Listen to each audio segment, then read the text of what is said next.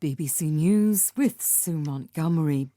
President Biden has announced that the United States will complete its military withdrawal from Afghanistan no later than the 20th anniversary of the September the 11th terror attacks of 2001. The final drawdown of troops will begin next month. Lebu Duseko reports from Washington.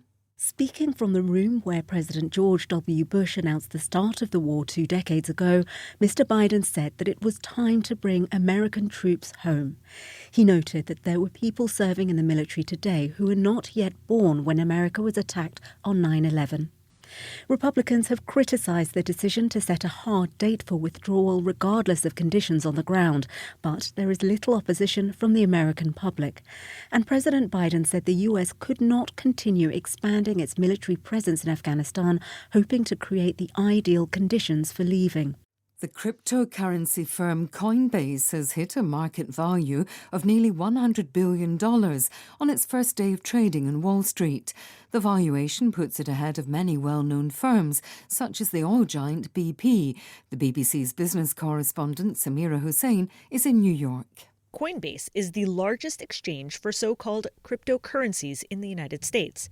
It trades currencies such as Bitcoin and Ethereum, which are not issued by any government and exist only as digital files. Coinbase promotes itself as a way for investors to be involved in the cryptocurrency sector without having to own the individual currencies, which are highly volatile and often very expensive. Prosecutors in the U.S. state of Minnesota have charged with manslaughter the white policewoman who fatally shot Daunte Wright, a young black man, after a routine traffic stop. The city is already on edge as another former police officer, Derek Chauvin, stands trial for the murder of George Floyd. At a news conference in New York, the veteran civil rights leader, Reverend Al Sharpton, said neither death should have happened. This whole two situations talk and show the over-policing that is done in the black community. I believe if Wright or George had been of a different color in a different community, they would have at most been given a ticket. They would not be dead. The head of the World Trade Organization has described the challenge of ensuring that everyone has access to COVID vaccinations as one that the global community needs to solve together. Speaking at the end of a meeting on vaccine equity, Ngozi Okonjo-Iweala said that the issue was a complex one. She highlighted intellectual property concerns as well as cross-border access to vaccine raw materials as areas where the WTO could help. World News from the BBC. The international aid agency Doctors Without Borders says it's appalled by an attack on an orphanage in Haiti on Sunday, which led to children and staff being sexually assaulted. More than 15 armed men broke into the building in the capital Port-au-Prince in the early hours of the morning, ransacking the premises and demanding money.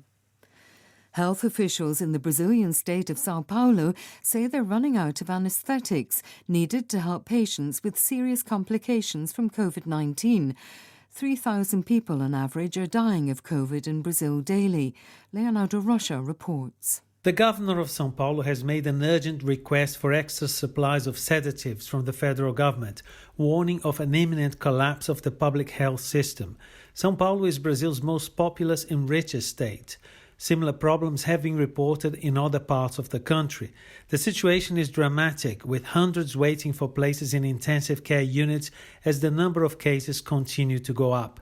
Experts blame inaction from President Jair Bolsonaro's government, delays in the vaccination program, and a new strain of the virus for the deadly second wave of the pandemic. Iraqi Kurdish officials say that a drone has dropped explosives near American troops stationed at Erbil airport in the north of the country. The incident is the first of its kind in the area. The Interior Ministry of the autonomous Iraqi Kurdistan region says no one was hurt in the attack. More than 100 British members of Parliament have written to the Prime Minister, Boris Johnson, urging him to impose sanctions on Chinese officials responsible for the crackdown on pro-democracy campaigners in Hong Kong. They're also calling for action to be taken against those responsible for human rights abuses against the Uyghur minority in Western China. BBC News.